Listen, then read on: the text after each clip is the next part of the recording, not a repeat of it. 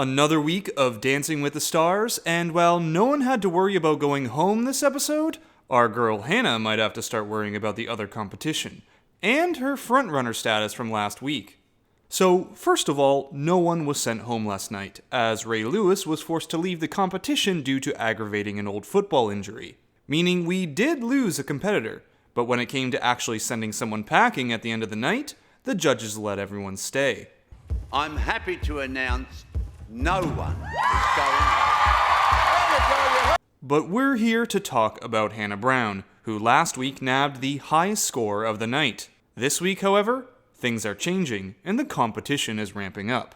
Hannah's dance for the night was a rumba dance to Hold On by Wilson Phillips, and more recently used in the movie Bridesmaids. What are you doing? It's coming out of me like lava! A fitting pick for a dance themed around Hannah being a bridesmaid. And, you know, all the roses and love stuff because she was the Bachelorette. I wonder if producers will ever let her break the Bachelorette brand and do something like a nice goth-inspired quickstep. So it's no doubt Hannah has talent. And while in a moment we're going to talk about Hannah getting edged out of the frontrunner spot at this point in the competition, I have to give Hannah props for her performance. This week wasn't as much about Hannah not doing well, she's got moves, but more about Hannah's competition stepping up their game. And when you're in the top of the group, people are going to start nitpicking your performance and trying to pull out any detail they can to differentiate you from the others. Because Hannah's rumba still pulled out a score of 21 from the judges. A respectable score, but Hannah got some criticism for not having enough hip action for the rumba, and seeming a little cheerleader-esque, which, as I've talked about before, could be rooted in Hannah's pageantry background.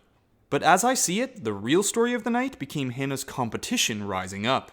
Not just James Vanderbeek, who I've labeled a top contender, not just Kate Flannery, who received high scores last week, but two others as well, who outshone Hannah on the scoreboard this week.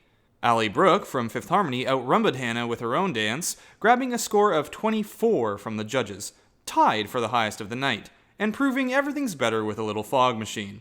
There was also sailor Brinkley Cook's Mamma Mia-inspired tango, which I had a hard time focusing on as I spent most of the dance scouring the background for windmills. But she earned a score of 23. Earning the other 24 of the week was Kate Flannery.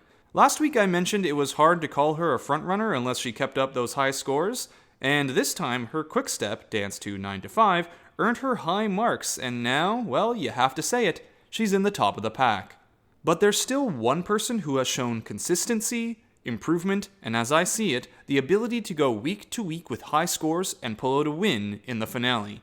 He's my current pick to win the whole thing, James Vanderbeek, who danced you guessed it, another rumba, to the song Shallow from A Star Is Born.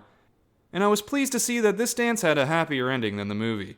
Now, I do believe Hannah has a shot at this thing, really, I do. But of all the competition who's shown well this week, it's James Vanderbeek, whose rumba netted him a score of 23, that I think is most likely to nab the trophy over our Bachelorette. And honestly, so far, he deserves it.